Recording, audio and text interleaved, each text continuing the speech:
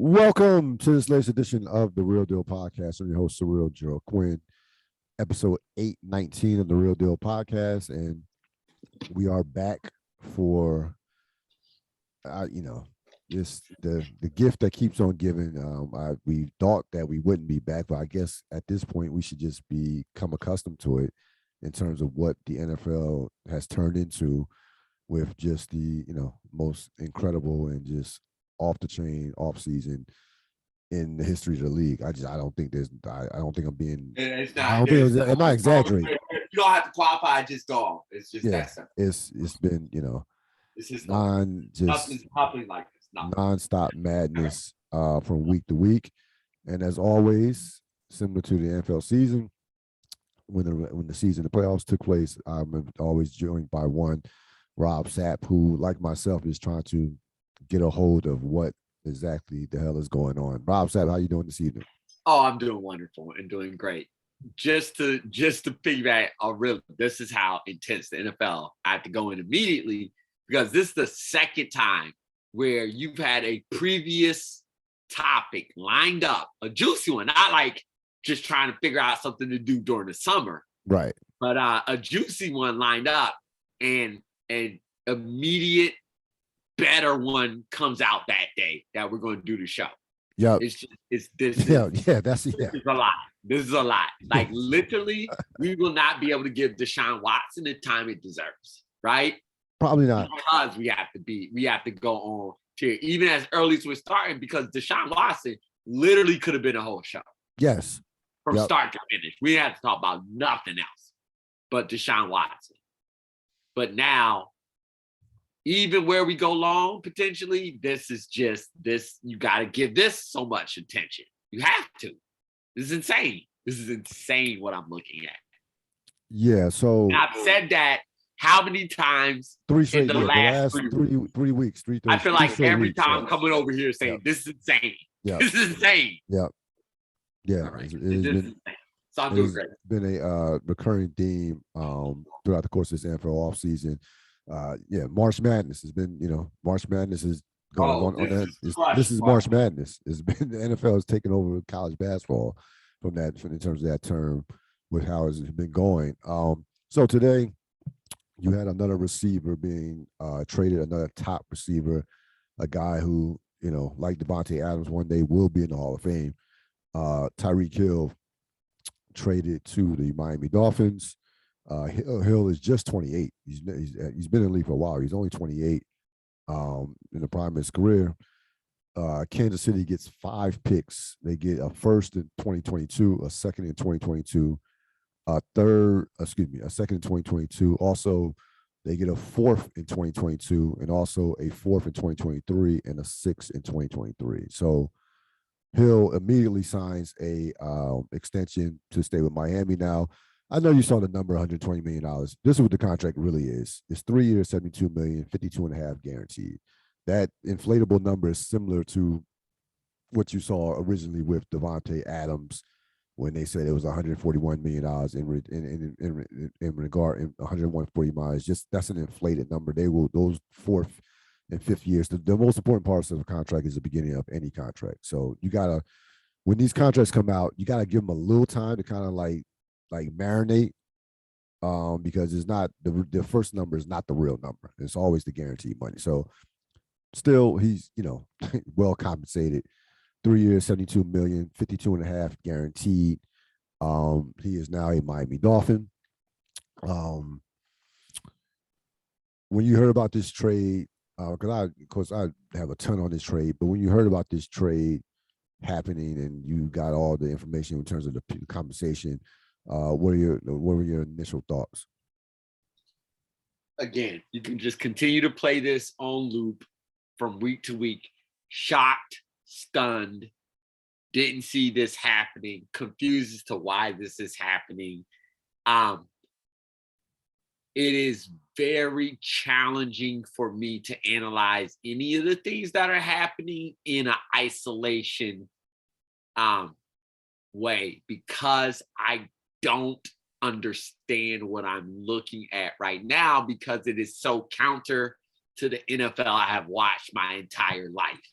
So And my football watching and everything has been, a lot of it has been post free agency. So this is, most of it has been free agency in the NFL. So this is counter to everything that I've been led to believe. Even when you're recounting those numbers and how the numbers are breaking down, I hear you. Yeah, something else. Anyways, I guess my first reaction was shocked and stunned, and then the next reaction was, what is going on? And then I'm like, something feels amiss? Am I missing something? So I started searching the young boy reporters to try to figure out, like, is there some new math money thing that I'm just not seeing? And maybe it's because I'm old, but I'm not getting any information there. So I'm unclear as to why this had to happen now. And just off the face of it, it looks like Miami got better in the now, and Kansas City got worse in the now. But if I were to just isolate this to football as I know it, then it looks like Kansas City is playing the future play. Kind of doing a little hybrid Patriot-esque, get rid of them early rather than later, and get as much as possible. This the Patriots, they really do, get as much as possible as they can. I mean, the haul that they got for him is 100% fair. Oh, it's more than fair. Yeah. I'm gonna be like they. So here's the thing. So they've been with this core now for about 5 years. You've had the Mahomes of 4 years or so, because this was Mahomes' 4th year. So you had Mahomes, Kelsey, Hill.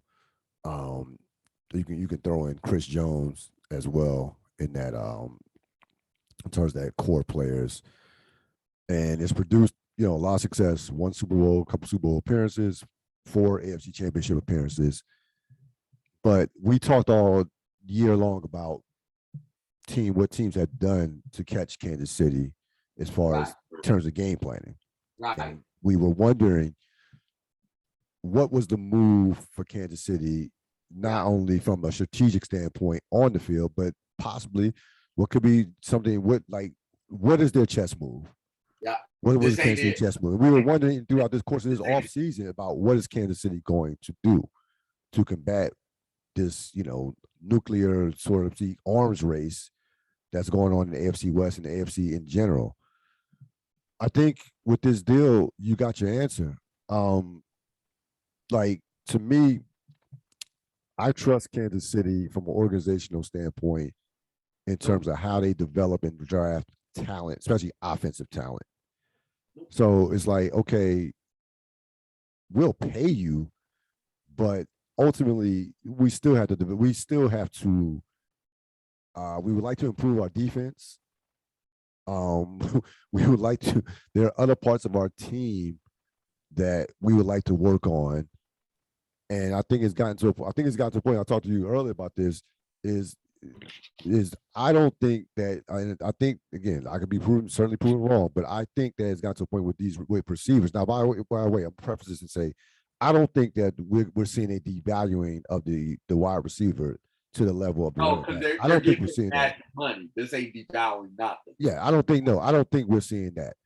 But I will say is we've seen teams who paid their quarterback, their franchise quarterback, Patrick Mahomes, Aaron Rodgers. You had Roethlisberger, you had Drew Brees, who have given their quarterbacks massive amounts of money, and rightfully so. Russell Wilson with Seattle, and they haven't won a Super Bowl since they paid their quarterbacks. So there's something to be said about that. So I think that Kansas City's like, hey, we're not like we're not going to pay you twice. We've given you one big contract, one nice big contract. We trust our process as far as drafting. And if we have a team that's willing to give us this amount of capital, it's almost a deal that is almost too good to be true for Kansas City getting this amount of capital. You talk about having 2 first-round picks this year, 2 second-round picks this year, and also 2 fourth-round picks. So like they have 3 extra picks in the first 4 rounds of this draft. And looking at their history, and I'll go through it as far as some of the offensive players that they've picked late in these rounds. Kareem Hunt was a 3rd round pick, 86 pick. Tyreek Hill was a 5th round pick, okay, in 2016. Travis Kelce was a 3rd round pick. Nicole Hartman, 2nd round pick. So there's a history offensively of them being able to pick guys out, develop them, coach them up, and we've seen what it's turned into. I trust that organization. I trust Andy Reid. I trust whoever their scouts. I trust I trust what direction they're going into. I don't think this was an emotional decision.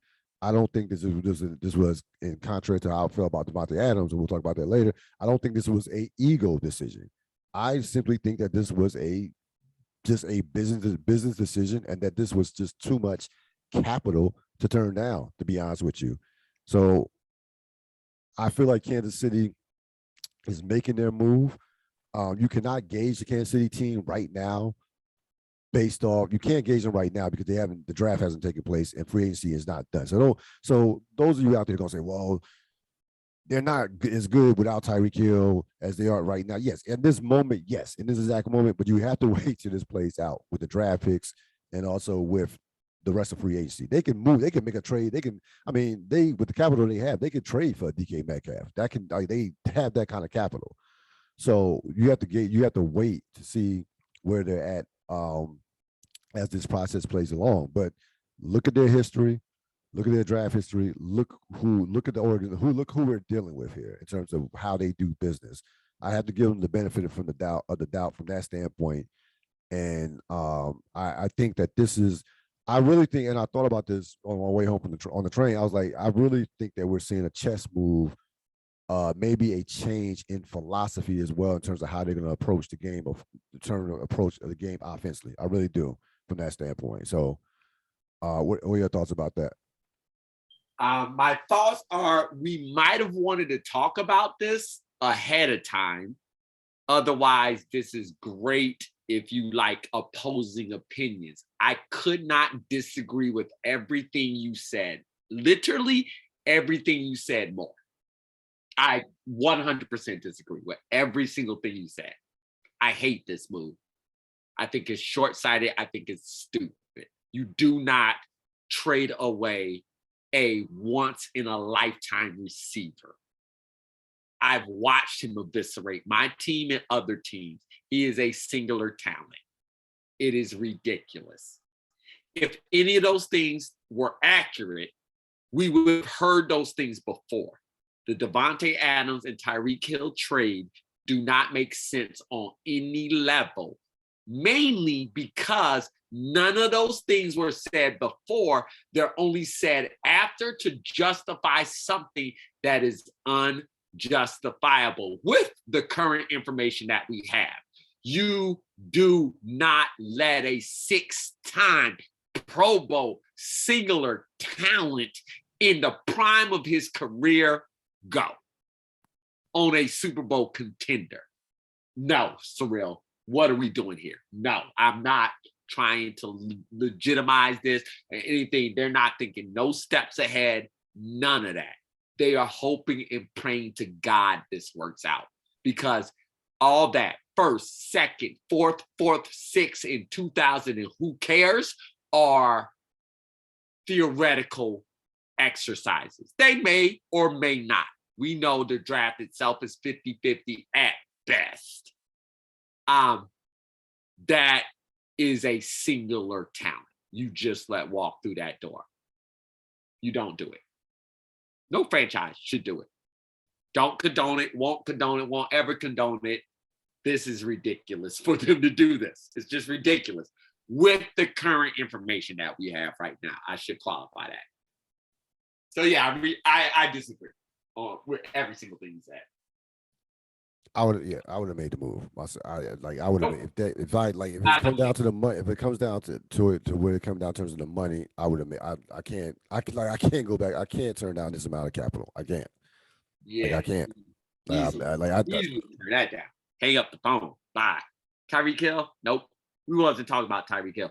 Tyreek Hill's name hasn't been mentioned in anything real. So the way that this works out, you know this. They would have had to call. They put Tyreek Hill on the block.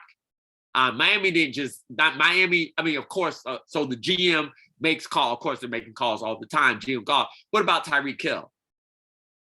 That's where if they go, what about Patrick Mahomes? They laugh at him and they hang up the phone. You don't go, tell me more. So that's what I'm saying. That's the initiation. Any GM is going to call and say anything at any given time. The team initiates that. And so it was like, keep going. Like I get that part, but the piece that doesn't make sense with the information that we have currently is why would you even be looking to move on from Tyreek Hill in the first place? Everything you said about what they were talking about, the contract, all that was true last year. They knew all of those different pieces of information. There hasn't been a whiff of this at all from anybody. Here's the thing. Here's the thing. I just don't think that this move, I think they had a certain number that they were Nobody was saying Tyreek Hill was the problem. Nobody was saying no. The thing that needs to happen for this offense is they need to get rid of one of their Pro Bowls, get a bunch of draft picks. No, I'm not that wasn't even the conversation. Nobody was saying that. No. So what are we talking about? But I'm talking about, I think they were not clearly willing to go past a certain number that he was asking for. Like, this was about a contract. This was about money. From a standpoint, they were not willing to pay him a certain amount of money. They were not willing to go past a certain number. So I think similar to the Green Bay, once they got past that number, they were like, you know what, we're gonna move him. Well, this is one of those things. I will give them the benefit of the doubt that they're smarter than me, but boy, here's the thing as a comparison to Green Bay, which we'll get to.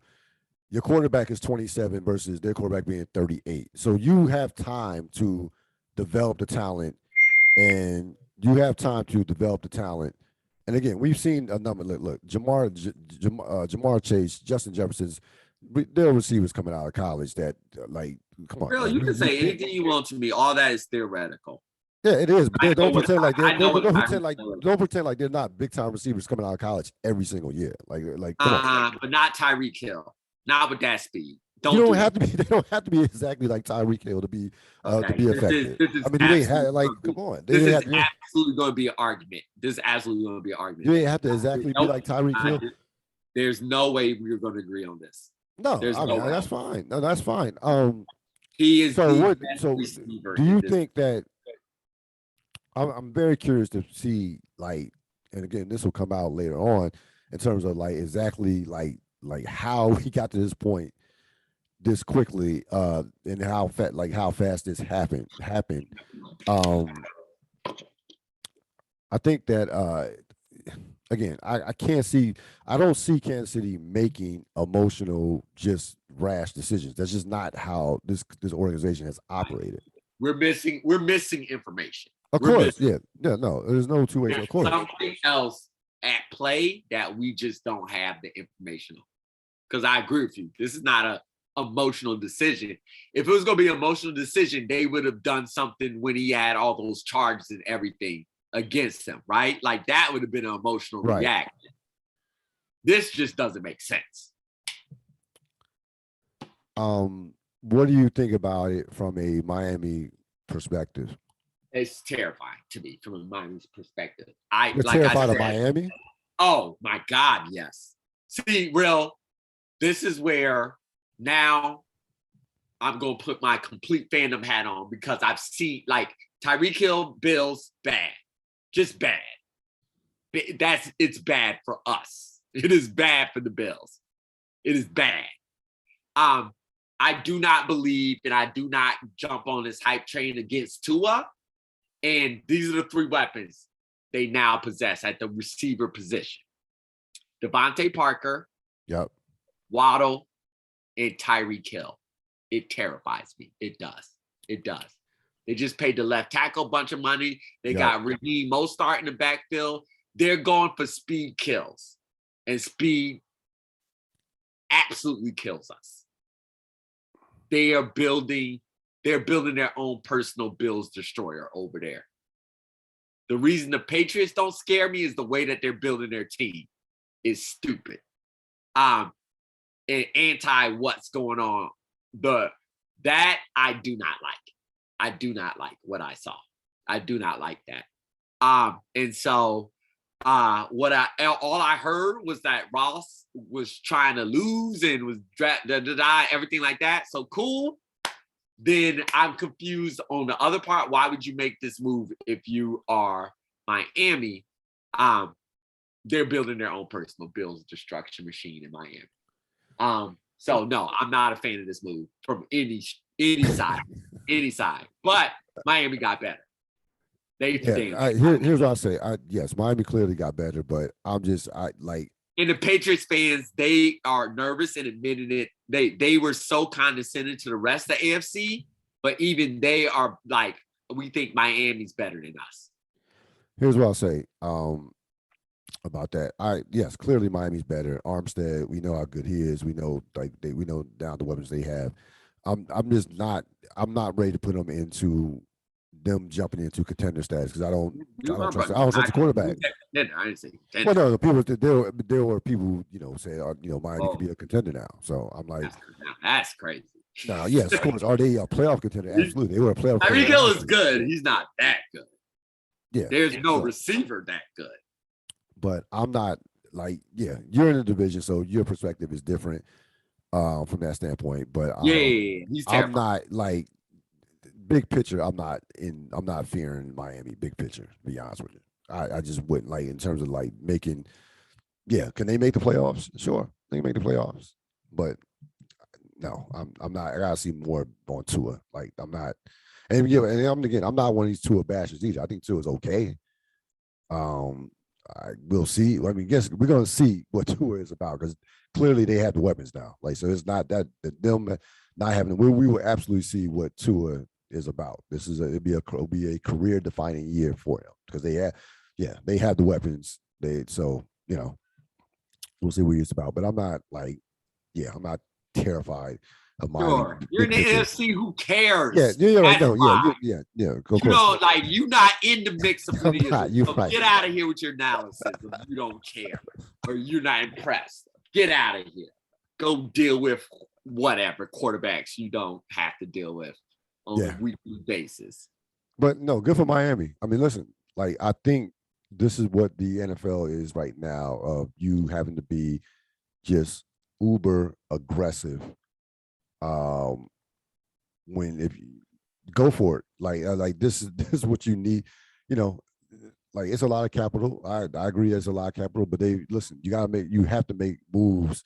You have to be over you can't play 3 yards in the cloud of dust and try to compete in the NFL if you're trying to compete for championships. So I applaud the aggression, from that standpoint. We're going to see what comes out in terms of more information from in terms of what with Kansas City, because it just happened too quick. 20 years the Patriots are dominant. No crazy moves are being made. Nobody can figure out how to go after them. 20 years dominant. Now everybody wants to make all the moves in the world and build dominant teams. Yeah. That's a great point. No, now's the time. Got it. Okay. Yeah. But that's what happens when a dynasty falls like that, honestly. Well, everybody thinks because everybody thinks they have a chance. Right? Everybody's trying to step into that next one, be that next one. So it it makes for, I'm being facetious, of course. It makes for just infinite amounts of fascinating sports. To all of us who thought we were going to have time off, nope, not at all.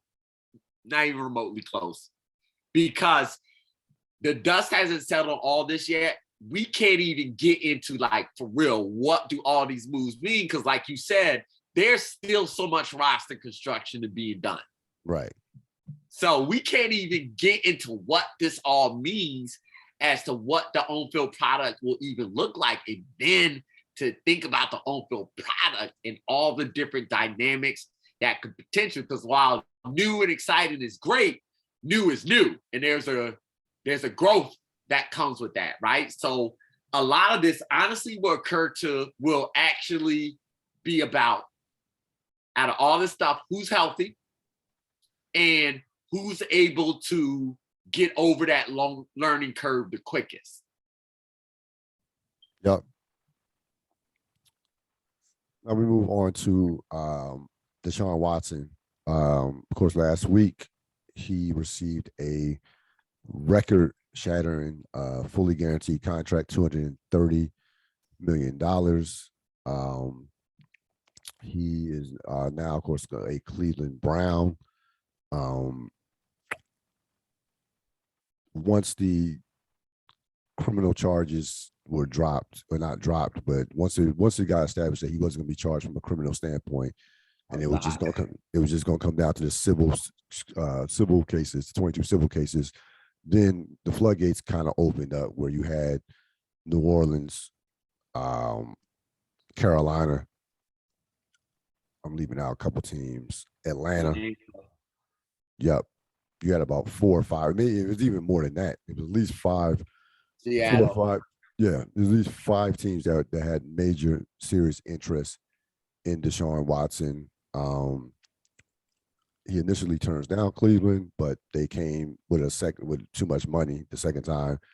That just, it was one is like, the Godfathers made him basically offer he couldn't refuse. Like you can't turn down that can't turn down a $230 million fully guaranteed. Where is all this money coming from? I listen to all these teams and their cap people leading up, and none of them know where this money's coming from. I want to hold. I have some theories on that. I want to hold off on that because that'll be we can deep dive that.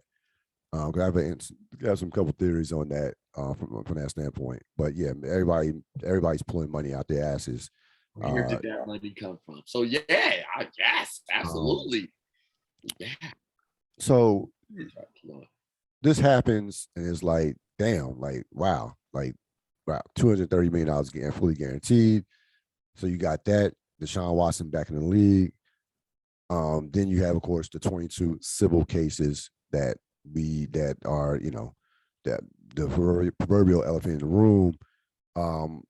I listened to a lot of Cleveland fans, read a lot of stuff with Cleveland fans, and it was all over. Like I told you, text you, it was all over the place. You had fans, fans that were going to convince themselves that, hey, if we didn't sign him, somebody else was going to sign him. You had fans that basically said, I can't fuck with it. I'm throwing my stuff away. I don't want a Super Bowl this bad. So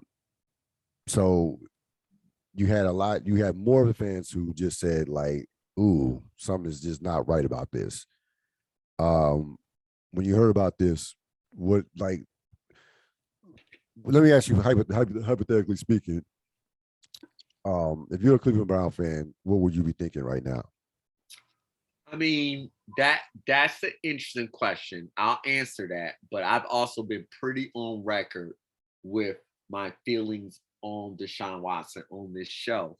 And so what I've shifted my thought process, even on the conspiratorial end, where I've shifted it towards more like it was Desean Watson doing the things, and then it was moved, like the protection was moved away from him, and he had to face the consequences for that. So I needed to say that because I've been so on the record about like what I thought was happening. Now to your question. If I'm a Cleveland Browns fan, I'm very, very confused. I'm very confused. I'm confused about a lot of different things. I'm confused about how we entered this conversation in the first place. I'm confused by the seemingly contradicting reports all the time about why we wanted this to happen. Is it Baker Mayfield? Is it the organization? Is it Desean so talented? What is it? And then I'm confused as to where all this money came from.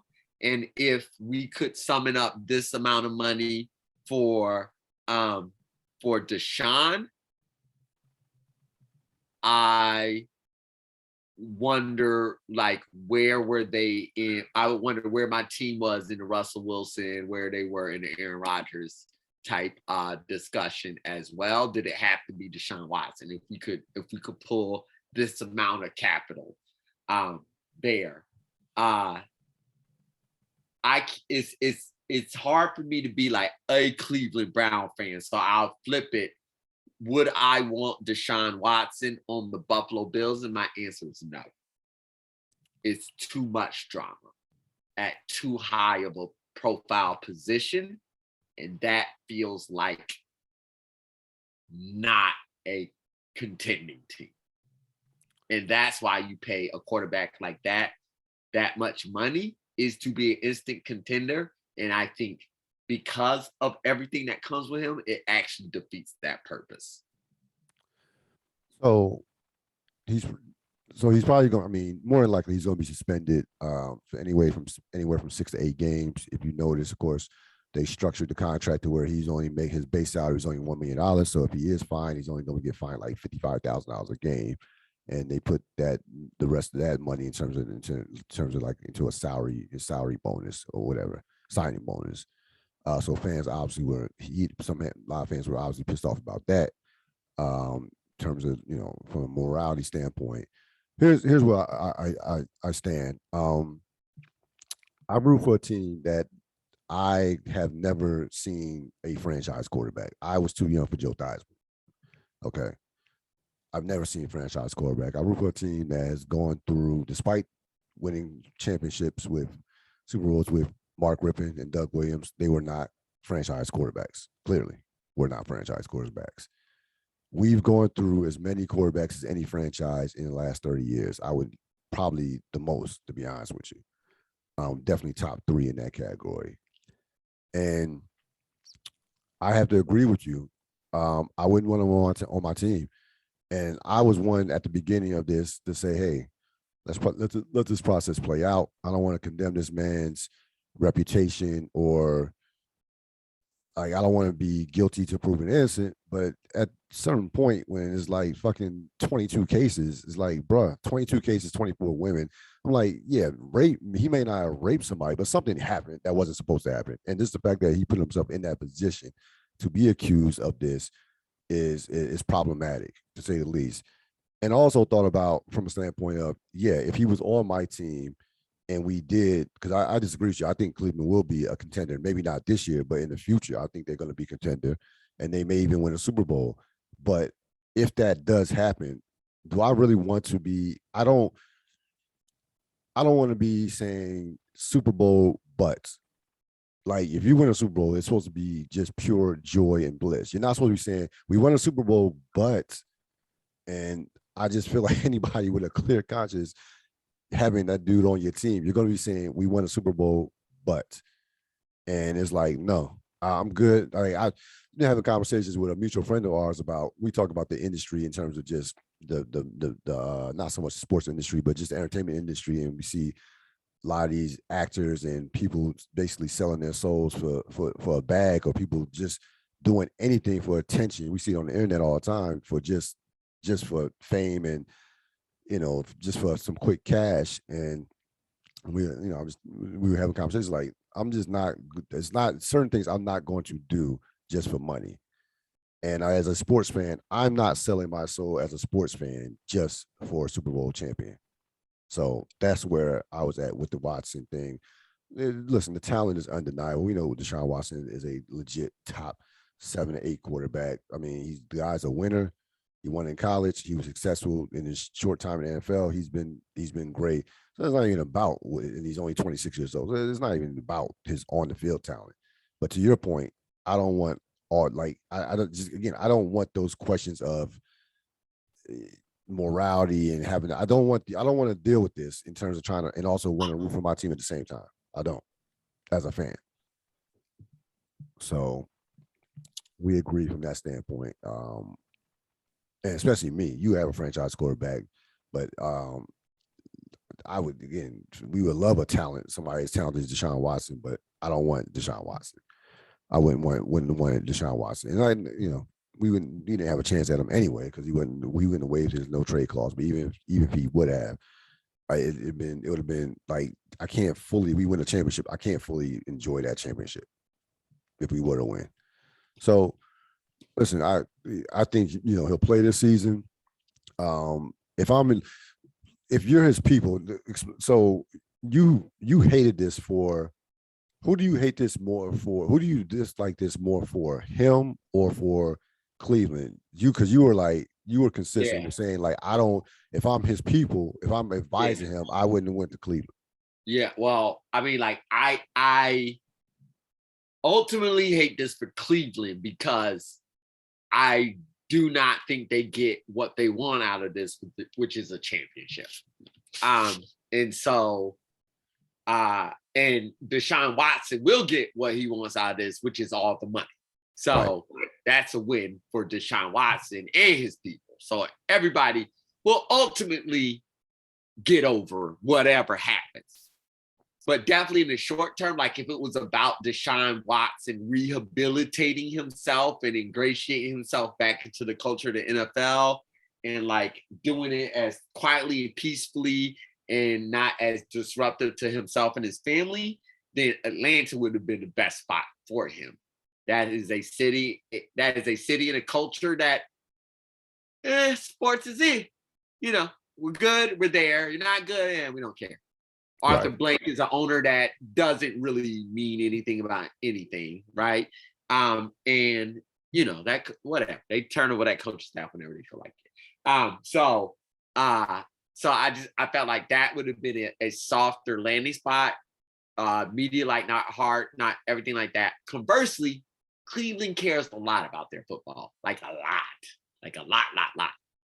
Football is number one. So the spotlight would be on him, not only on the field. He better not go to another massage therapist in Cleveland ever. A girl from Cleveland may never come to his house. It's the community is football. And to your point, a side eye will always be on him. There will always be an asterisk around him, no matter what he does.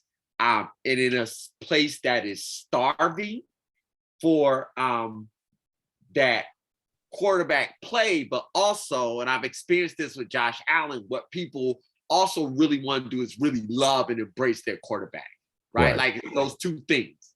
And so they go hand in hand. And so that is always going to be a part of this story about, hey, can we truly ever embrace, ingratiate? And then, wow, you're absolutely right. You will have some people who are like, yep, we need a quarterback. We're just going to embrace this guy. You'll have other people that will be like, nope. And they'll be in the same household, sitting across from each other at the dinner table, right? And so that is a fandom divided. And that is also no bueno. And that's why ultimately I land on this bad for the Browns. Yeah. Yeah.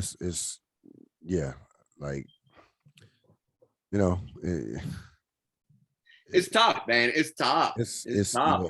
This is real life. This is real life. It is. This feels icky. It does. This one's. I don't want any of that.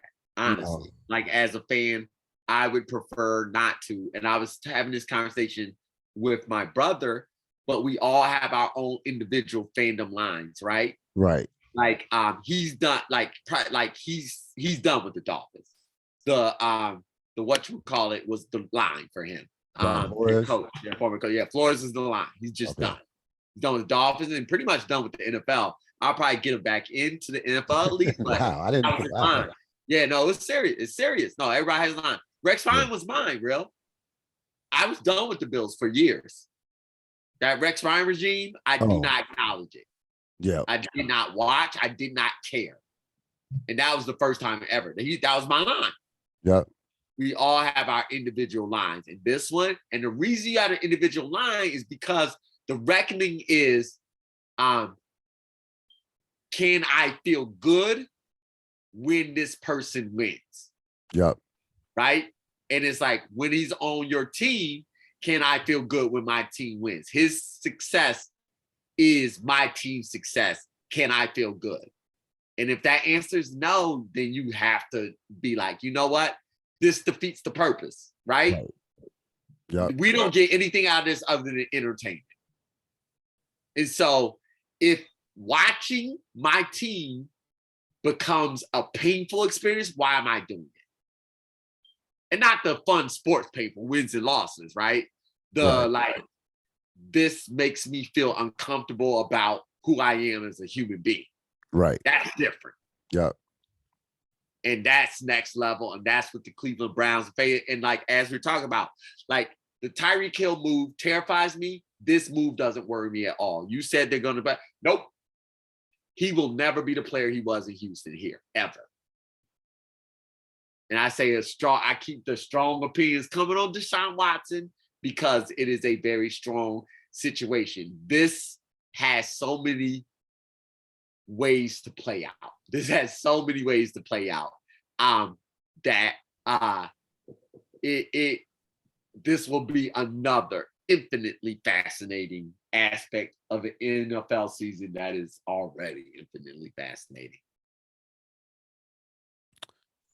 Yeah, it's gonna be interesting.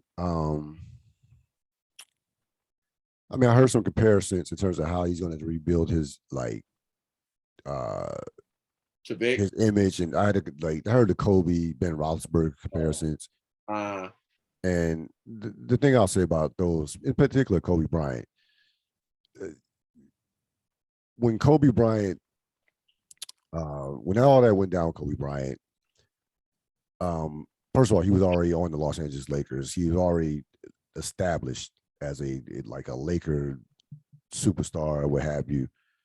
And the bottom line is, when that happened with Kobe Bryant, we didn't know whether Kobe Bryant would ever play basketball again. Like, he literally was on trial for his life, in a sense, like flying back and forth during playoff games, what have you. And that was when that situation came out, that was a one-time situation. And then, all the stuff came out, evidence, what have you. He kind of got cleared, but he's still settled out of court. You're talking about, again, 22 cases. Like, this is not a one-off. This allegedly continuously happened. You know what I'm saying? And it's like, yeah, Kobe was already a Laker. So from that standpoint, your franchise chose to sign this dude. Your franchise made this choice. You said, in spite of everything, you are making this choice in spite of everything. So that is the major difference for, when people make that comparison, But, he's going to have to go to the ends of the earth, and it still may not be enough to rehabilitate his image. I think him getting suspended, I actually think that's a great thing for him to get suspended, 8 games. So it can be, so people won't look at a standpoint of he completely got away with everything. Like, the worst thing is for him to be, the worst thing that could happen to him in terms of slowing down that process of rebuilding his image if he played week 1. That'd be the worst thing. That would be absolutely the worst thing. I think the suspension would be the best thing. And it's not, of course, it's not going to guarantee, that he'll ever be the same people will view him the same. But I think there has to be some type of punishment, or there has to be something that's humbling, You know what I mean? Even with Kobe, he was going to a courtroom like every other day. Like that's like, and people, like, again, if you remember, I know you remember that very well. 03, we didn't know if Kobe would ever play basketball again. Like when here's the problem with even the suspension angle is they tip their hand with the contract. Yes, and the NFL is not trustworthy when it comes to, like, so people don't trust the NFL at all. Even if I believe it'll be a year suspension. Even if it's a year suspension, they tip their hand with the contract. So people already are like, even if it's a year, he's not facing a financial penalty. Right. Yep. That's a great. Yep. Absolutely. Yep. That pissed people off. I mean, on top of what's on top of this is one. You just got to dig deep as a fan. You just got this. This is one where you decide. Yeah. This is one where you decide. There's no way to paint this in a good light. There just is no way. Nope, not at all. As a franchise, of course, what Cleveland's hoping is that he comes in and just wins and everybody shuts up, right? Like, we win, he plays great, everybody's quiet because he's winning and playing great. Right. I think they have miscalculated, seriously miscalculated how much their fan base doesn't like this guy. I think it's either that or they just feel like to your point that if we win, that nobody's going to care. Yep. So I want to go on a rant really quickly. Go ahead. Before we go on Cleveland, two things. One is, it is just hilarious in my head if they win the Super Bowl this year. It's just hilarious. I literally think the world will explode. Like, I don't think we can handle the Browns and Watson holding the Super Bowl trophy. Oh, goodness. It just is legit hilarious in my head. So that's a mini just side note. My for real rant though is Cleveland, how dare you? Just how dare you in every single circumstance. You haven't been able to get a competent quarterback in the building for what, 2-3 decades? Forever. Otto Graham. And I mean, I'll give Kozar. Kozar is very good. You know, Kozar is pretty good. So I'll give, that's why I said 2-3 it's been about 40, 20, 30 years, 30 you know, years, whatever. Yep. Give or take a decade. Yep. How dare you come out your mouth, we need an adult in the room. And you go from Mayfield to Watson. Really? What are you even talking about? Yeah, what? Yeah. You are not the best judges of quarterback character. So how dare you? Tim Couch? I mean, come on. Achilles Smith? Come on. We need, like, please. You should have been on your knees. Oh, not Achilles Smith was Cincinnati. I'm sorry. That Baker Mayfield was there and doing everything possible to try to make that situation work way before you start thinking about how do we move on to the next destructive situation that we could possibly get ourselves into. The Browns are the Browns for a reason. Yep.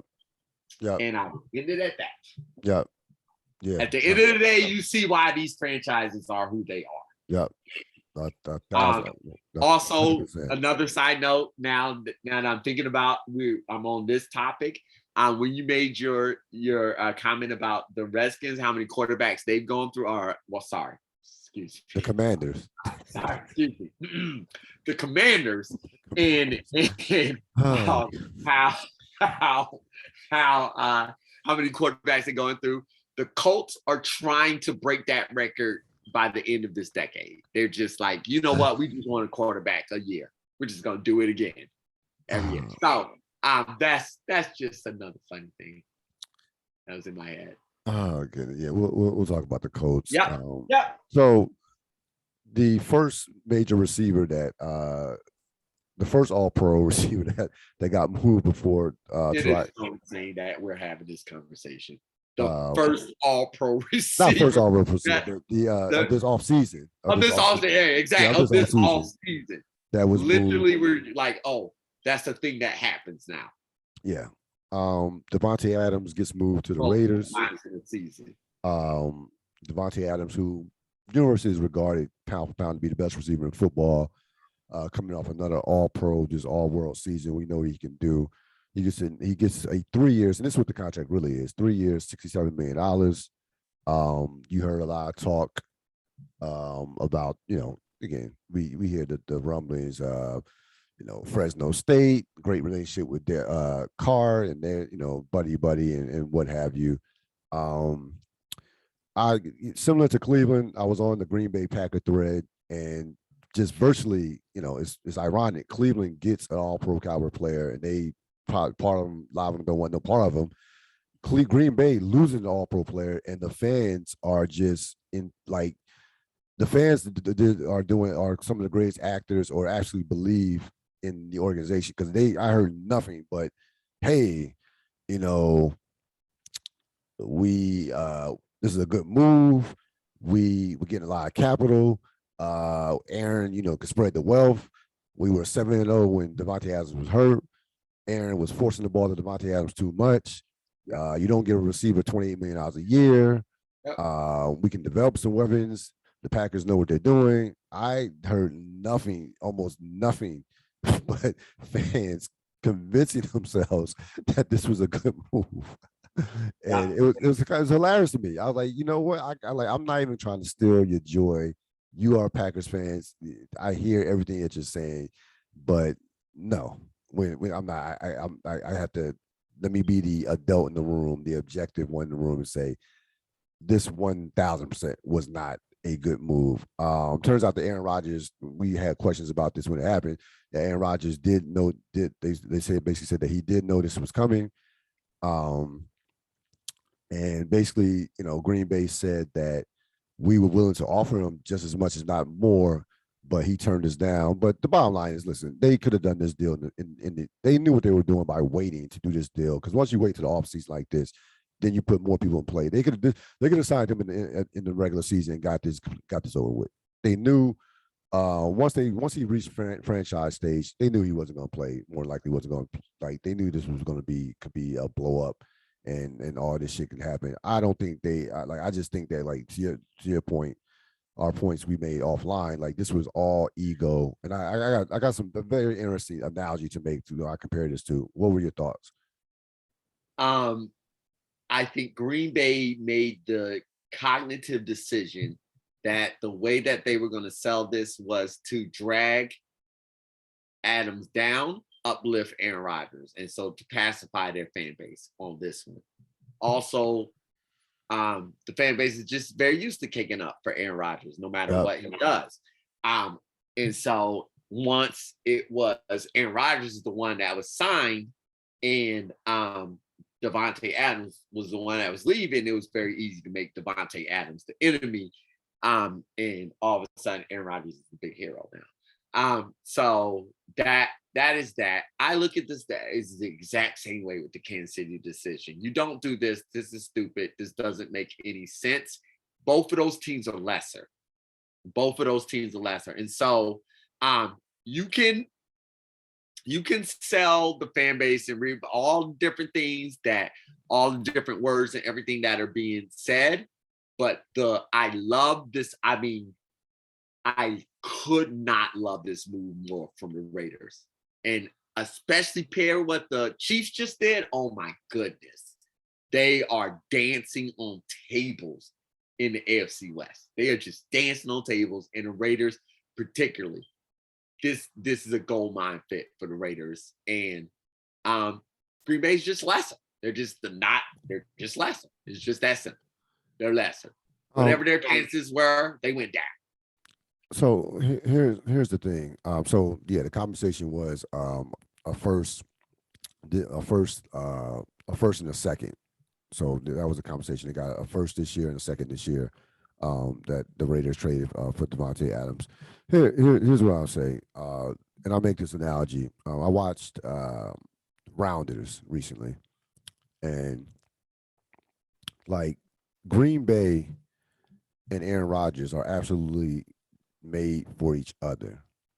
They are. They really are made for each other, because they both are afraid to throw interceptions. They both are afraid to go outside their comfort zone as far as when it comes to fully committing to win Super Bowls. And there's a reason why Aaron Rodgers only has one Super Bowl.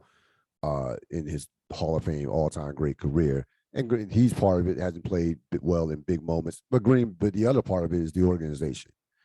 So here's the analogy I'll make. Green Bay is like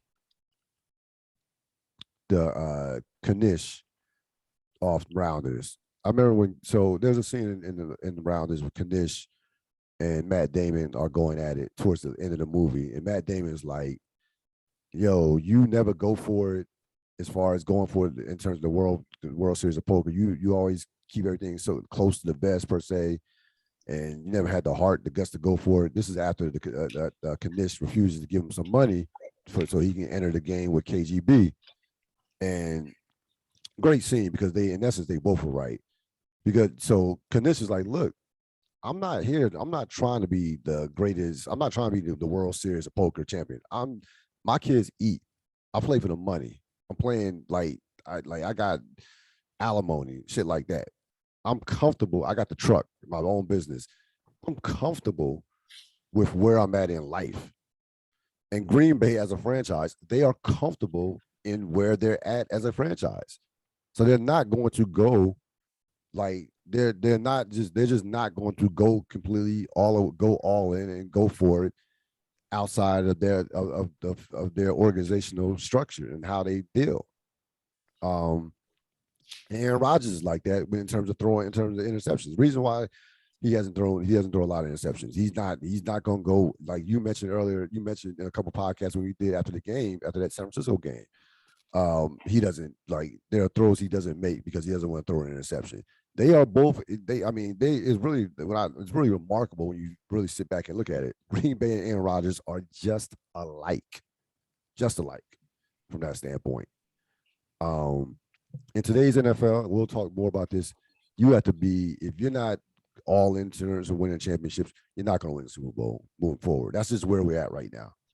Just playing it safe, staying the course. That shit is not going to work. And they have we talked about that a couple of podcasts ago with the Rams, talking about everybody can't go all in. Green Bay has the foundational pieces to go all in. Period. And I don't want to hear all this shit. I heard this a lot from Green Bay fans. Well, we can't afford to play both him and Aaron Rodgers and keep our defense. Bullshit. You know how much money's in the NFL right now? I don't want to hear about no one having any money in terms of the cap.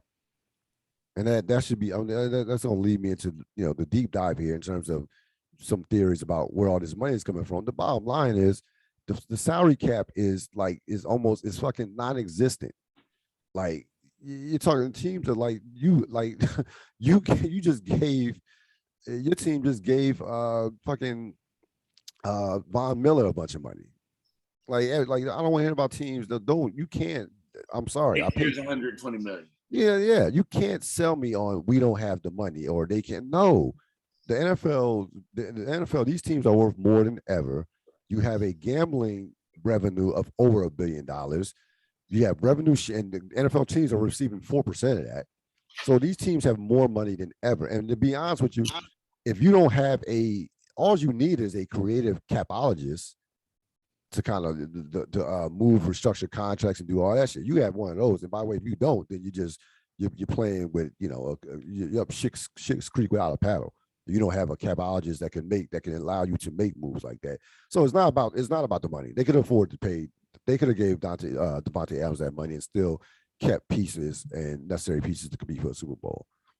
This was a Green Bay. This was a ego move. This was them trusting them system. This was their system more than anything. This was not about. This was not about finances from that standpoint. It's not like they could absolutely 1,000% afford to keep the Devontae Adams. I mean, we watched Kansas City for years have top Mahomes, Kelsey, and Hill making top dollar, and that group competed for Super Bowls, and they kept that group together for roughly 4 to 5 years. So I don't want to hear that standpoint from if Green Bay fans want to convince themselves if that makes you go sleep at night as a Green Bay fan, then so be it. But that's just not the NFL in 2022. These teams, you compare the salary cap in football to other sports, basketball and hockey have hard salary caps. to where you have to really manage what you spend in terms of, especially with basketball. A lot of teams don't want to pay their luxury tax, so that's kind of like the barometer. But football's salary cap, the shit is non-existent. It's not non-existent, but it's almost an illusion in terms of how it works. We just watched the New Orleans Saints, who were allegedly supposed to be in cap hell, making offer to Desean Watson. Where the fuck did you get all that money from? Like, come on, teams have the money.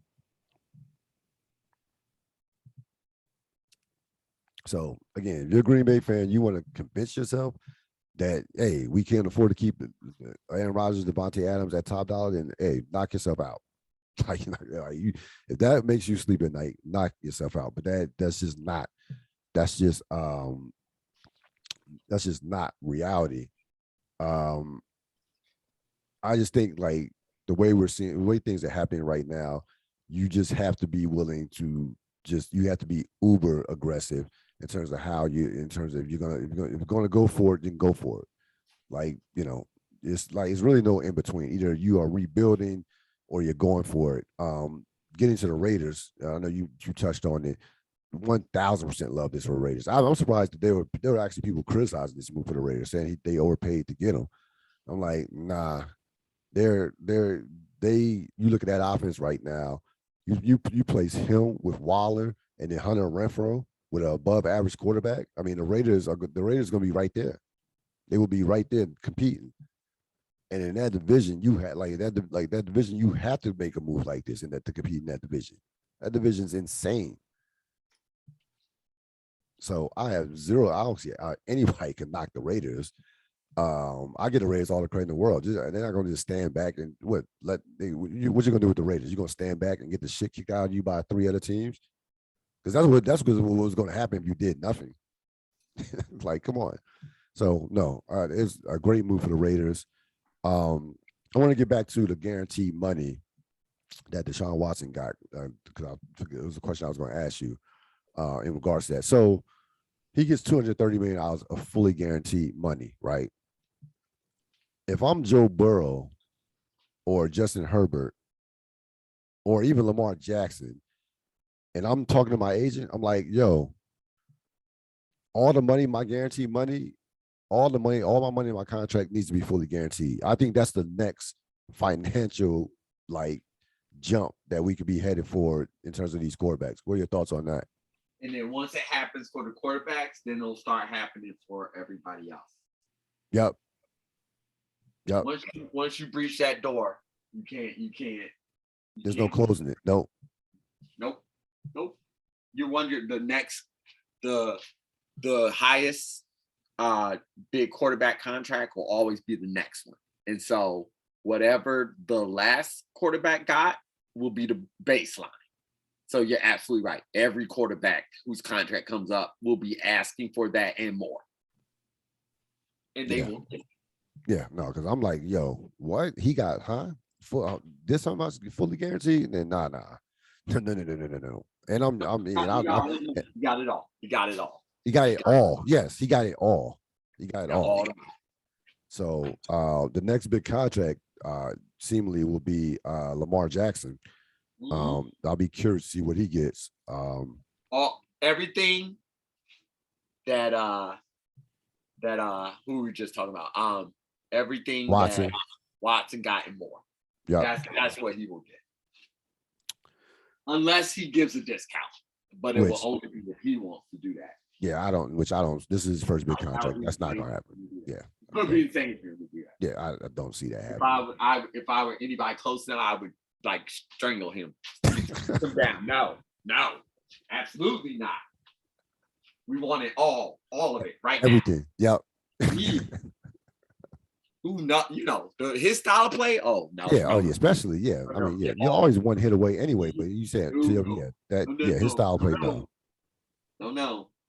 Nope. Lamar Jackson, it was smiling. He was absolutely smiling. Oh on Sean Jackson's contract. He's happy. So I want to talk about the NFC AFC talent gap. So you see the names on here at quarterback. That's all I'm saying, bro. You had me talk about crappy Green Bay for all that time. I said, if you don't get to the AFC, I don't want to talk about these crappy NFC teams anymore. Let's get to the good stuff. Yeah, let's get the great stuff. So yes, so the AFC is loaded. Division round.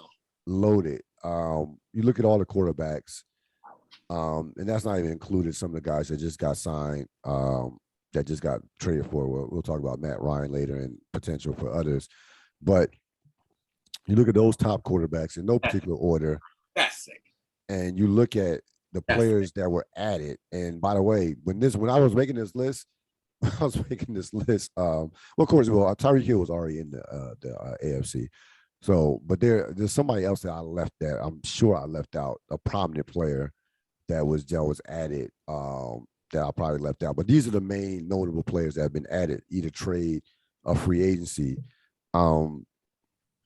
Had like it's been a long, like, the AFC still has some talent, and you still have some a couple of good teams, but like I've never seen a shift like this in an individual. It's been a long time since I've seen a shift like this in one offseason. This is pronounced.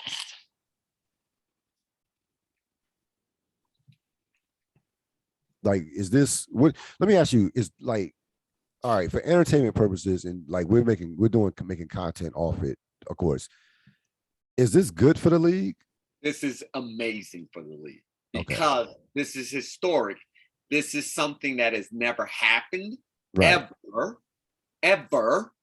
And so when you get at that level, it's going to be exciting. Now, many, many years down the road, when it's like constant thumping, it might get a little old. But as of right now, there's no way to know who's going to win the Super Bowl next year. Right. There's legit no way to know. So you can't, from the viewing standpoint, a fan standpoint, viewership, everything. Oh, the NFL, bad for the world, NFL wins. Anything bad, NFL wins. They win. They just win. Yeah, man, I'm looking at these names here and just, jeez. Woo. And especially the players added, like, this is all those players added is going to the same division. Jeez. Oh my goodness. Yeah. I mean, Khalil Mack and JC Jackson to the Chargers, Devontae Adams and Chandler Jones to the Vegas. Let's go. Come on. Oh my God. Say it.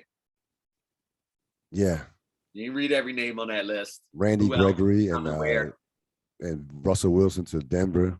Yeah. Mm-hmm. Right. All great. Nope. You still didn't read every name. Oh, you talking about Von Miller to Buffalo. Yep. That's the one I'm talking about. That's the one. That's what I was talking about. That's what I'm talking about. All right. So now I'm about to talk my ish, because I really didn't get a chance to do it on the day because I was so stunned. Especially with what happened with Kansas City. Especially that. I now am fantasizing about meeting Kansas City again in the playoffs. I pray for that matchup to happen. And that was never a thing before. This Von Miller move, combined with Kansas City losing Tyreek Hill, I could not be more confident in my team. The seas are parted. It is going to be on them to get that consistency, to get that number. I don't even think the number one seed is that deep anymore, to be honest with you. But to get that championship game in Buffalo, just that consistency of play. But other than that, we are steamrolling through this thing to get to that level. And I hope by some act of God, Kansas City is around in the playoffs so we can just mollywobble. You take Tyreek Hill away from that game, we beat Kansas City up and down that field. So enjoy your season of mediocrity, Casey. Enjoy it. And when we stand with that Super Bowl trophy, I'm going to have all the feels and all the fun. That's how big that Von Miller deal was. But I did say it immediately. My immediate reaction was, that's the Super Bowl move. It is Super Bowl or bust. And so somebody who has a player on here, on a team that was contending, I can speak from the heart about what it does is it gives you the best vision for your team possible, which is winning that ultimate championship. Yeah, the Von Miller move can't be understated. Because I did not see y'all getting him. Like a dog would have lasted. We get back to that cap, of course. Yeah. Because at least, like I'm telling you, like I can speak as a Bills fan, somebody who follows all this information. At the time of the Von Miller trade, we had just gotten to $5 million over the cap. Right. There was no way to fit a contract like that. There was just no way. It just inconceivable. Like, and so I knew Von Miller. It just didn't even occur to me. Von Miller. That name didn't even occur to me because I knew we couldn't afford him. I knew it. So where did we get that money? I can tell you as a Bills fan, I have no clue. Not enough capology in the world makes us afford Von Miller. Something's going on. Something else is going on. I don't know what it is. But I'm so grateful that we fell into this position because you know me well as a sports fan, Real. I tend to lean towards the negative more than the positive. I think that would be an accurate statement. Here's the sentence I can't stop smiling. I can't make sound wrong. We added Von Miller to the number one defense in the NFL. Yeah. I can't make that sound bad. Yeah. I really can't. I can't. It just makes me smile. I have no worries. I just have no worries. Yeah. No, I'm sure you were. Yeah. I'm in a good space. I am. I'm in a good space. Yeah, you should be. Bills wise, I'm in a good space. I am. I'm in a good space. Should be. I am. It's hard, man. I'm uncomfortable. This is not a space I'm used to being in. As a sports fan, this is challenging for me. Being confident? No, I don't like this. I'm not used to this. I'm listening to Real. I was listening to Indianapolis Local, and I was listening to them talk themselves into Matt Ryan. And I was like, oh man, I remember those days. I want to go back to those days. I was like, no, none of this is true. And you know it's not true. Oh, guy didn't even say. He was like, Matt Ryan, we only gave up 2 third-round picks, and we got rid of Carson Wentz and da-da-da. And I'm really excited about it. I think this move will be good, and it'll probably be something like Phillip Rivers. He might even get 30 touchdowns, 10 interceptions. I was like, you don't even believe what you're saying. You don't even believe this. Oh, man, that is the worst. That is the worst. Well, look, so you bring that up. Let's talk about that a little bit. Matt Ryan, of course, goes to Indianapolis for a third-round pick. Sure. Listen, I like Matt Ryan. Yeah. Very. I don't think Matt Ryan is cooked or done as a quarterback, but like if perfectly serviceable. If this move if Indianapolis were in the NFC. And Matt Ryan was landing on them, then I was like, then you could sell me more on it having more of an impact, even though I still wouldn't favor them. But the AFC, like, come on now, like you're in a conference with the quarterbacks. Real, come on now. Real, it's forest for trees on this one. Yeah, we can talk about Matt Ryan if we want to. Right. But here's what I challenge the Indianapolis fans. Let's zoom out here. Franchise, I'm not even going to put a name franchise. If I just say franchise A has had, 4 quarterbacks in 4 years. Right. And the reason they have is because their future Hall of Fame quarterback retired because he couldn't stand what the franchise was doing. Does this sound like no? He was he retired because he got this shit beat out of him because of the franchise. Exactly. I mean, what the franchise was doing. So my point being is, you're fooling yourself. You're just fooling yourself. This is desperation. You're just being desperate. Yeah. Finding any quarterback with a name every year is crazy. Yeah. You keep giving up assets. for quarterback that's going to be gone in a year. Right. This is the opposite of good. Yeah. No. Yeah, they're that's what that just. I'm just like, y'all are so desperate to be relevant. This is sad at this point. No, it's like, I like, yeah. No, Now, look, if they could find a way to get 5 draft picks, I would be all for it.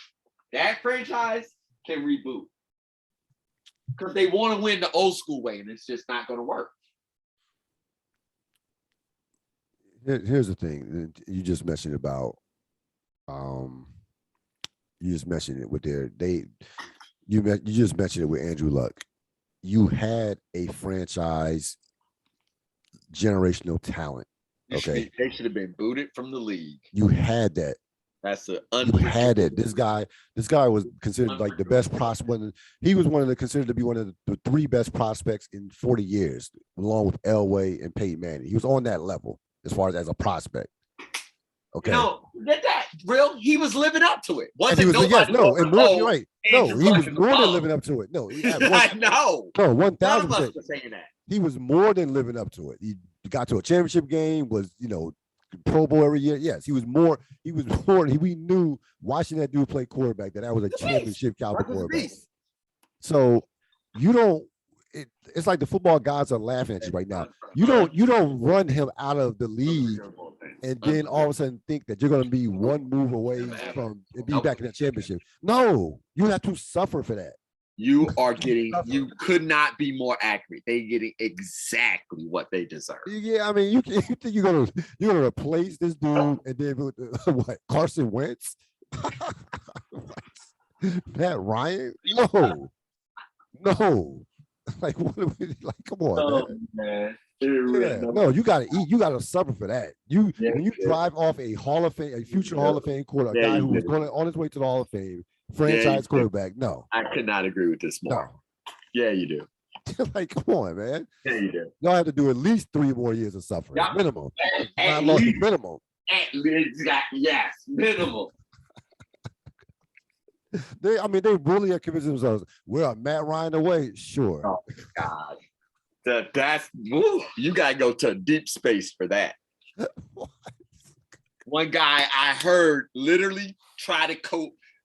He goes, I know this is a while ago, but in 2016, yeah, that's 6 years ago. That's a long time ago. In NFL years, yes.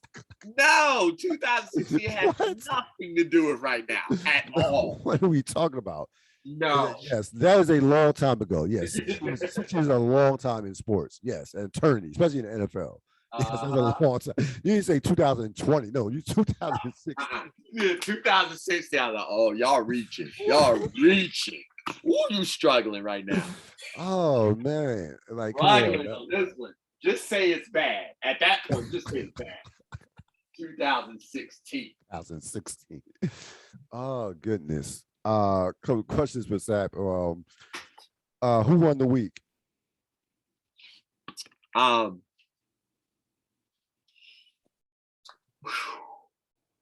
Who won this week? I mean, if you are Miami, you're excited, but I don't know if it's win the week worthy excitement. Right. So I think like the big, but it did happen this week. So I'm just gonna have to go like the sports landscape, the media, like us, like what you said, this good thing refuses to stop. Like, even though it's like I come over, I'm just like, it's crazy, this is wild, blah, blah, blah. It's very, very exciting. And that was a lot of fun today. Even though it was disorienting to happen in the middle of my workday, it was a lot of fun being like, yeah. And it is fun. Like, we joke about it. We've run to each other, different people at work, all of us who care about football and our different teams. We run to each other and like we're constantly blowing each other's mind. Your texts are like blowing my mind all the time. And I'm just like, this is the craziest thing ever, but it's new and it's exciting. And so if you really said who won the week, I would say we won the week. We've won these last 3 weeks, to be honest with you. Yeah, no, I can't disagree. I'm gonna say the agents because everybody got paid. Everybody got paid. I mean, Desean Watson, everybody that got traded got paid. Correct. And big money. Yes, they did. Money. Yes, they did. So yep, you were not lying. Them agents is winning right now. NFL, you represent, Very fair. So it was a close call. I rescind my one. They are winning. They are definitely winning. I enjoyed it not as much as they did. Yeah, you were right. They're loving life right now. Yes. Also, we can make a case for Vegas for the Raiders because hell of a week. Sure. Hell of a week. Yes. You get Devontae Adams and Chandler Jones. Good week. That's yeah. I just couldn't remember. I couldn't remember. I couldn't remember if it was technically this week. That's why I just got caught up with it in my head. It doesn't matter at all. That's why I got caught up in my head. It's like, when was that? Anyways. Where do Jimmy G and Baker Mayfield land? Oof. Let me say this one real quick thing before you answer that about Baker Mayfield. I like you've heard me talk about Baker Mayfield on this podcast. I think I've been fair in regards to Baker Mayfield and not doing the classic lazy sports, pointing all the fingers at him and he's overrated, blah, blah, blah, so on and so on. He's, decent quarterback, not somebody that's going to put you over the top. Whoever's in Baker Mayfield's head in terms of advising him, in terms of what comes out of his mouth sometimes and how just the regard he holds himself into, you need to be fired. Baker Mayfield needs to humble himself. Like, he's talking right after. Now, it's one thing. No, we know Cleveland wanted to get rid of. This was Cleveland. He wanted off Cleveland and so hard and what have you, whatever. But he's saying like his preferred destination, and I'm like, Baker, there's not going to be a lot of teams knocking at your door like that. You're not Aaron Rodgers. Like pipe down. So I need Baker to just scale it back. Just a little bit. Go ahead. If I am Baker Mayfield and Jimmy G, I think I want to stay in the NFC. That's what I think I would want to do. And so then I'm thinking the teams are the Falcons. I think that could be a great landing spot for like Baker Mayfield. To your point, just a space where he can, like, it's just not that many demanding expectations around him. You also have the Carolina Panthers. Yep. I would think that would be a good landing spot for Baker Mayfield or Jimmy G, honestly. I don't know what the Lions want to do, to be honest with you. I assume they stick with Goff. And so then after that, you got Seattle. And I think Jimmy G would be perfect in Seattle. That's where I would go. But if not Jimmy G, then I would do then Baker Mayfield would then go at Seattle. I think Seattle's the ideal landing spot for either of these two if they want to remain competitive in their careers. So I think that would be the spot over in the NFC. In the AFC, I just keep looking at Houston.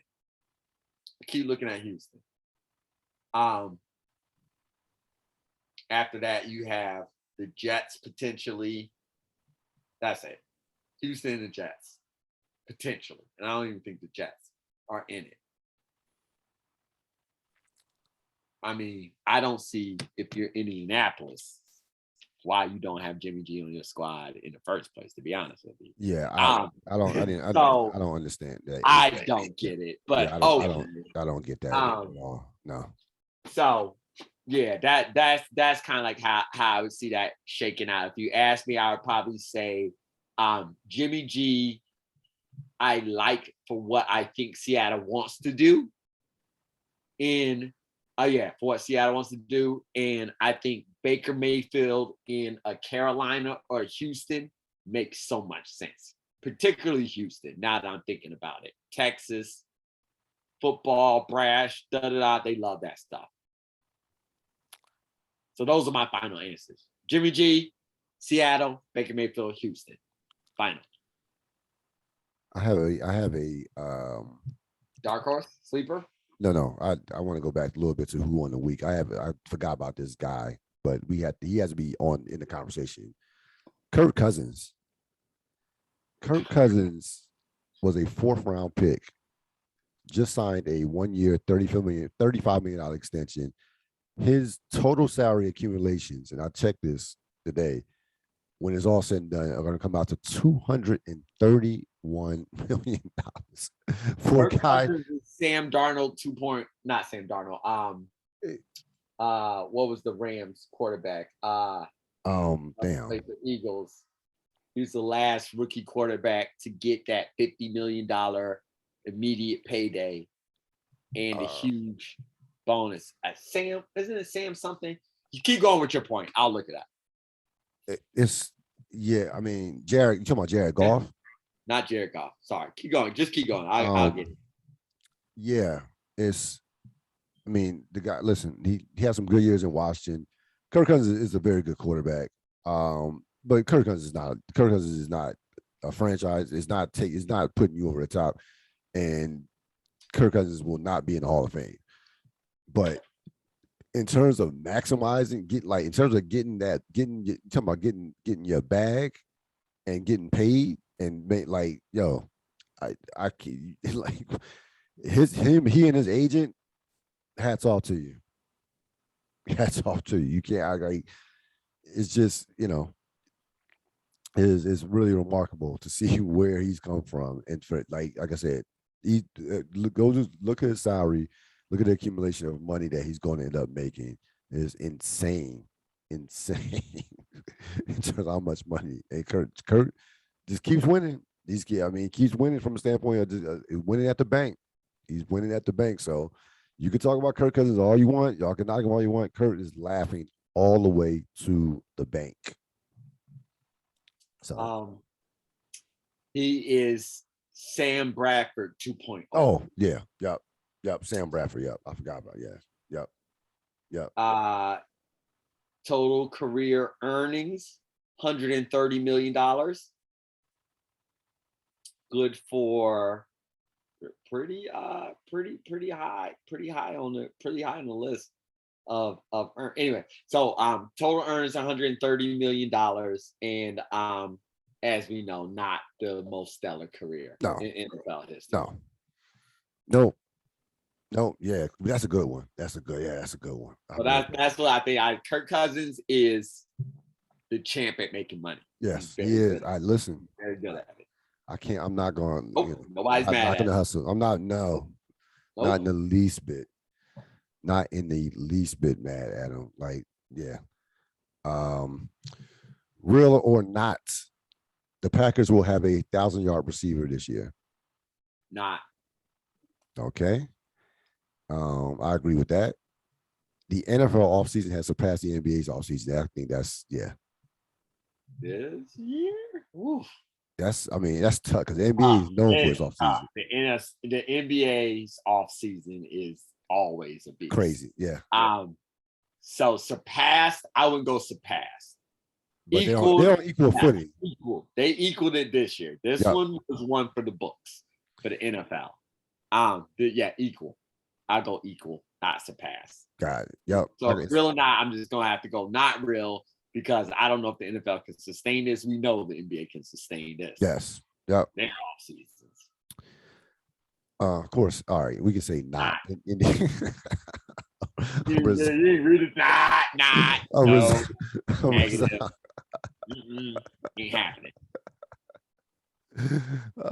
Matty Ice. Yeah, looks had an excellent career. Matty Ice had an excellent career, but you got Matty Ice too. Like I said, I told you this was like a Nick move when the Nick used to get all those veterans who used to be all-stars. And then they got to New York. You're like, oh, he can't play no more. Well, he's 37 years old with bad knees. The Knicks had an all-star list of ex-all-stars. They had so many. I don't mean to bash on the Knicks, not having the greatest of seasons, but the Knicks. I was also going to say glass houses, real glass house. Yeah, I definitely can't. No, at all. I can't. No. Panthers. Nope. I can't at all. That I can't. I can't because we've been. Have you ever had a name in the history of the NFL? We want you, and we're going to pay you an exorbitant amount of money for it. Yeah. Speaking of the NBA, any NBA thoughts you have on as we near the playoffs? No, I think the NBA is pretty quiet with March Madness and the NFL just exploding. So I think everything is pretty. I haven't seen anything that is too has made any waves from the last has made any significant waves since the last time that we talked. No. I mean, I think they've been they talk about the MVP race. Yeah. So we'll see how that goes. Mine's going bonkers scoring. Yep. That's happening. Yep. Sure. Yep. But that doesn't rate in the terms of the talking points. No. LeBron can score a lot of points. We know. Yes, that. we know this. Yeah, we understand. LeBron's great at basketball. We get it. We understand. The Nets are better when Durant is on the team. Absolutely. Yes. Yep. That's the whole argument. Yeah, that Kevin Durant can shoot. Harden and Embiid are good together. Yep, absolutely. We can't even have that conversation until we get to the playoffs. So no, cool, fine. No. Yep. Yeah, I thought the juggling of the playing games is still, that's not even honestly popping off. It's just we kind of know what's there, and we know the teams that will be interesting in those games, but we just need to get there at this point in time. Yeah. It's always that in the end of the NBA season, it's rough. Its own mini grind. Yeah, it's rough. It is rough. I mean, I'm luckily, like I said, March Madness kind of luckily with this and March Madness, kind of there are other things that are popping up. Yes. So much bigger than the NBA right now. Yes. No question. No question about it. Listen, I've thought this at the end of the last couple of podcasts in regards to what else can happen in the NFL, but who knows? Who knows in the next week? Nothing will surprise me anymore. No, I'm not going to be surprised. I'm not even going to say that, but we'll probably be on here next week going, that was crazy. That was crazy. I can't believe they did that. Yeah, at this point, I'm expecting anything goes at this point. So we talked about where the NFL is right now in terms of when you have an off season like this, there's absolutely no turning back. In terms of how teams are going to be not so much configured, but in terms of the mentality that these front offices, owners having moving forward. So this seemingly will be I can't see any reason why this will not be commonplace for not so much for NFL off seasons in the future going toe to toe with the kind of moves that were made, but in terms of just the aggression that teams who are trying to win a Super Bowl, contend for a Super Bowl have. What were your thoughts on that? Yeah, this ain't slowing down. Now, the missing piece of this information is the money. But in terms of teams' aggression, particularly with the uncertainty of who are the dominant quarterbacks, that hasn't been sorted out yet. And then especially now compiled on to what Kansas City did, It's a free fall. It's just a free fall. Any of us who are contenders think we can win the Super Bowl. Absolutely believe it. And want our teams to do whatever it takes. I can touch the suit. I can touch it. I can touch it and I want it. Period. In the sentence. That is, I'm there. I'm there now. I want it. It's there. Time is right now. Get it. And I think with the moves that were made and the amount of young quarterbacks that are in the league, a lot of fan bases are in the exact similar position. And so with that, you're going to get aggressive moves. And of course, everybody who's on the field and a part of it, who are actually tangible pieces, are going to reap the rewards of the fame and success of winning. So everybody's all in on this thing. It will be interesting to see the turnover of talent. The turnover of quarterbacks are really spurring this on right now. But it will be interesting to see after this year shakes itself out, what the landscape looks like, and if there are other teams who will be willing to let other teams pilfer off their great players, or if they will in turn be more dogmatic because they want to now win. The biggest probably litmus test for this will be Denver. If Denver somehow wins the Super Bowl, all bets are off. I told you they initiated the arms race just by signing Russell Wilson. If signing Wilson gets them a Super Bowl, and this will be the third year in a row, that would have been the third year in a row that previous non-contender signs a quarterback and wins the Super Bowl, then all bets will truly be off. So they're probably the biggest litmus test of this, but a lot of teams in the AFC made really big moves. If somebody like Buffalo or Cincinnati win the championship, of course, like if Cleveland would, like I said, the world will explode if Cleveland win the championship. But somebody like Buffalo or Cincinnati, who kind of like just built up their team through the years, win the Super Bowl, I think it chills this out a little bit. Packers win the Super Bowl. Teams that have done it a little bit more the traditional way. I think it kind of goes back to more of an even. But man, if one of these teams that loaded up this year wins the Super Bowl, particularly Denver, all bets are off.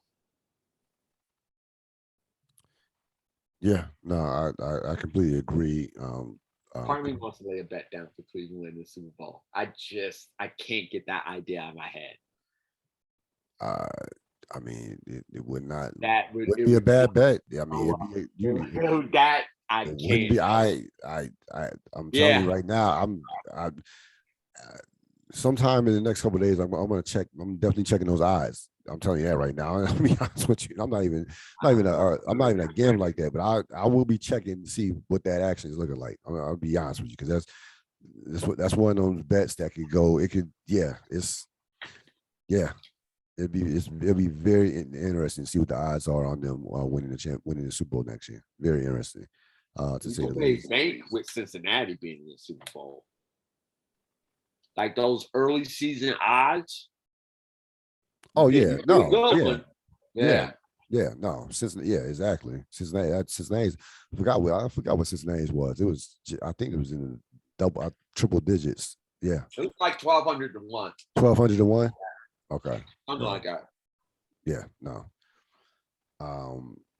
Cleveland will be lower than Cleveland won't be that bad. Won't be that far, but still. Probably not. Yeah. All right, brother. That's going to wrap it up for this latest edition of the Ril Dil podcast. As always, thanks to Rob Sapp. All right, sir. See you later. Appreciate you. Take it easy, man. We'll certainly talk soon.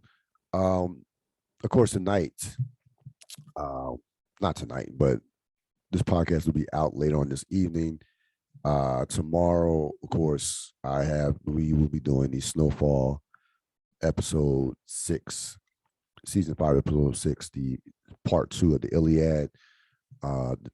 Part 2 of the Iliad. So, continuation of what last week's episode. We'll have that on tomorrow. Have a great rest of your week. So long.